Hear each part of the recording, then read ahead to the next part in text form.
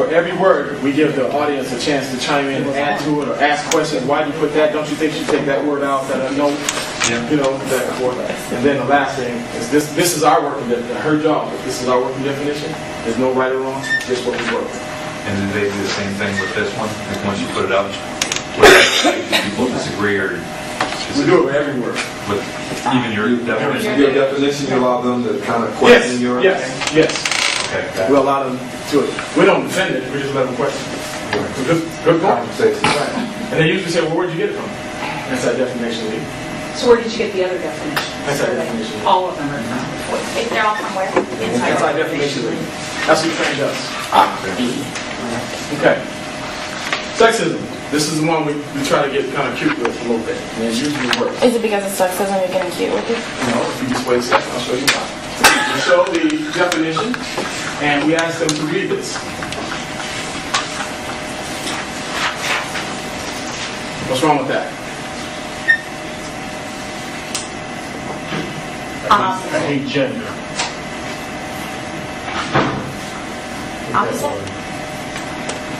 You'd be surprised how many times people, and we say, "Is that good?" They go, "Yeah, that's fine." Are you sure? Oh, yeah. They usually miss the opposite. And most of the time, to be honest with you, women miss it. So it doesn't have to be opposite. In order to be a sexist, you don't have to be of the opposite gender. You can be of the same gender. So we do that just to make sure they're paying attention. And it usually works. They usually miss it. Occasionally there's somebody in there and say, "Oh, no, I don't like your definition. You can get that opposite out of there." And usually it's not on this PowerPoint, but the one we use. Usually this comes up, I think I timed it for like 10 or 20 seconds. It'll come up red. Just to let them know that you did that on purpose. Okay? Now, we'll go back. So what are you looking to go back to that one? At the end of it, you're having a conversation and you're looking to basically make a correction from your own perspective of what that is. And the correction is what? Read it again. Based on Agent. So attitudes, behaviors, conditions that promote discrimination. What's the against the gender? Gender. Agent. Whatever they decide. We're leaving it up to them. Based on the gender. point is, this is not. Based on gender. The point is this shouldn't be it. But we let them fix it. You know what I'm saying? Okay. You What about my question about gender, about using the term? Yeah, talk to me about instead that. of sex. Talk to me about that. Well, gender as a self-identification, or gender as a definition of the cultural construction of how you would behave based on your sex versus I discriminate against somebody based on their sex, the sex that I know, versus I discriminate sexism as a form of discrimination, systematic discrimination based on someone's ideas about gender, which can be two different sort of distinct ideas about sexism. But I can say discrimination based on people's ideas around gender, gender and gender roles. Okay.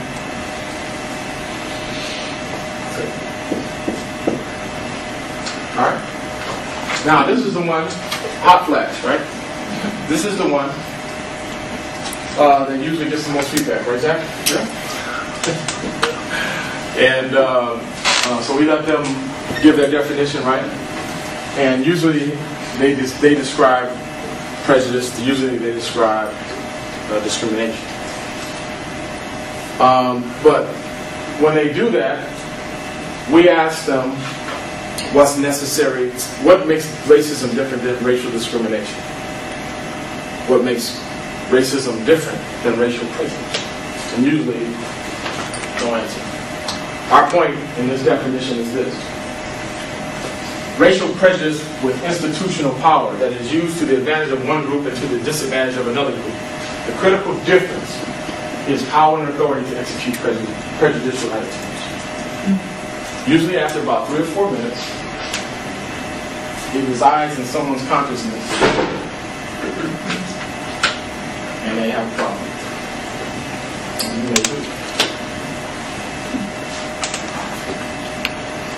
And usually we get the question, so does that mean that black people can't be racist? And you say? Huh? And what, sorry? No. I'm just. Oh, excuse me, can I ask this? She said that. Oh, Carly. Point? Response. You point? No, I thought you. Okay, I'll throw it out. Do you leave it out there in the gray? Do you leave it and let the audience sit in the gray area with that, or do you really break that down? No, you know I've been doing this too long. You think I leave them out in the gray area? Well, no, but some of the other definitions we do. So I'm just wondering, like, how is it that? No, we don't leave them out in the gray area. We would never do that. Especially nothing about this is too important. Oh, You've been okay. doing it too long. I don't leave anybody in the gray area. You may not like the area you're in, but it ain't gray. So what's the question? I mean, what's the answer to that question? So does that mean that black people can't be racist? Why would you ask black people cannot be racist? Why would they ask? No, I would ask them. No, I don't. Why would you ask? Why they're children. Or it could be that you think black people are never in a position of institutional power. So the question in itself, Can you repeat it Right, again? and that's why I would ask them, why would you ask that? Could you just? I just couldn't hear what you said. I'm sorry. The way I would process that question is I would ask them, well, why would you ask that? And what I would be thinking as a facilitator is that they don't even realize that black people are often in powers or in positions where they have institutional power.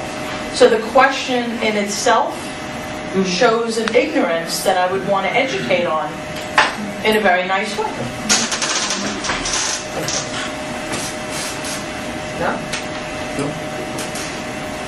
So, in order to get that to that, sometimes we'll say, are people of color ever in a position of power? The answer is, huh? My girl Condi.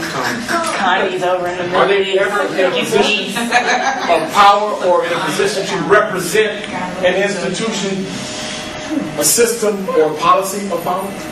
Are they ever in that position? Answer is yes. So, is it possible for a person or even a small group of people to practice racism who are people of color? To practice racial prejudice or to practice racism? Well, let's go back to prejudice. We're going to go back to prejudice. Attitude, opinion, or feeling. Now we're going to racism. That goes to racism, meaning the same thing with power, right? Power and authority. Right? Because I can think what I want to think about you racially, whatever I want. Yeah, but that's But on if a personal level. But institutionally, I mean, I can look back historically and look at what has happened in the United States against African American. That is with knowledge, with thought, and with evidence, and say, I don't like those folks. I mean, I but can if hear someone say that. You can say, like I was about to say, I can think anything I want to think about you racially. But it's a thought. It's a feeling. The most I can do to you, unless I have power and authority, is hurt your feelings. Unless you yield me the power. If you yield me the power, then when I call you a nigga, and now you want to fight, right? And I've made you behave in a way that's going to hurt you, that's because your feelings was hurt. I didn't have no power. I'm a citizen, you're a citizen. I didn't have no power. I have no institutional power over you. Now if I'm a police officer, and I call you the same thing, now I got power and authority, and I represent an institution that can put you at a disadvantage and put me at an advantage. That's the critical difference.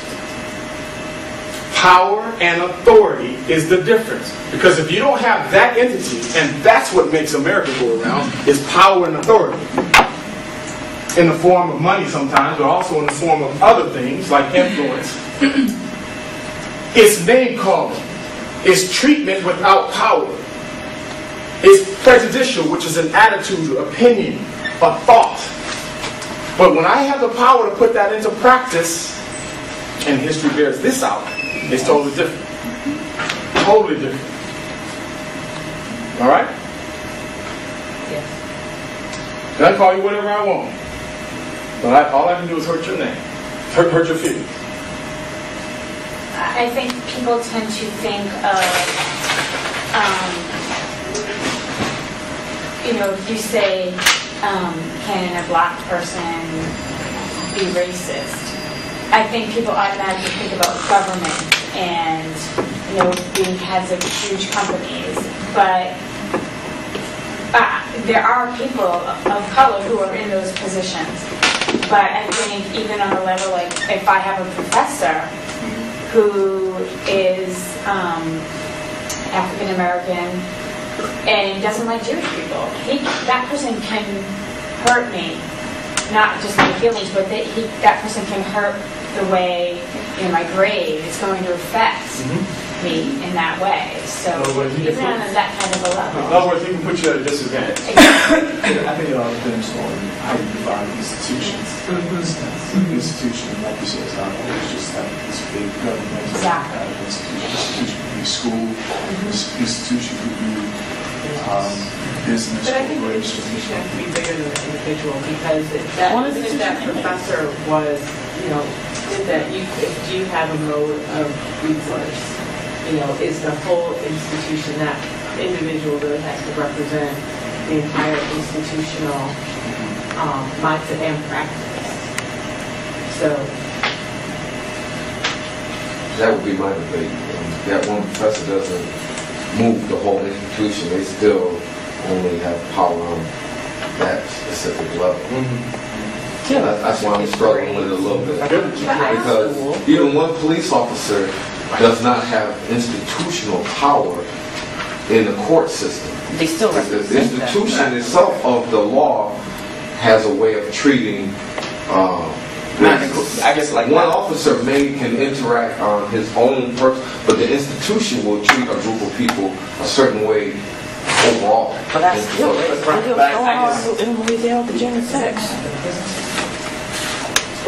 Criminal justice. And Nancy, this is why it goes, because that's a very good point. So it bears the question. So I go back to my other question. Given what you said, then can black people be racist? And that's the debate. There's some folks who say no. Oh, they don't. Y'all gonna write it? Some people say yes, they can. Because real power is not on an individual level. I have power to be president. It could be situational because, like you said, a police officer, when he pulls you over, in that situation, he's an agent of... He's an agent of the institution, which he may have learned how to profile or how to beat up. He can put you at a disadvantage. You may have recourse after the fact, but in that situation... And you still may not. Give me an example. I'm a black police officer. You're a white man. I give you a ticket, I arrest you, I do whatever. But you still go to the system, the institution of law, which now I move out of my power position. Okay. My power was only on you one-on-one, but once I have wrote that ticket or made that, let me finish, made that arrest, you now are... At the institution you go to. At the institution. No. But you're still representative of the institution. But I don't control the institution. I don't have. But people do make institutions. So that's, you've got police who profile, which is systemic. But what I'm saying, as a police officer, I'm not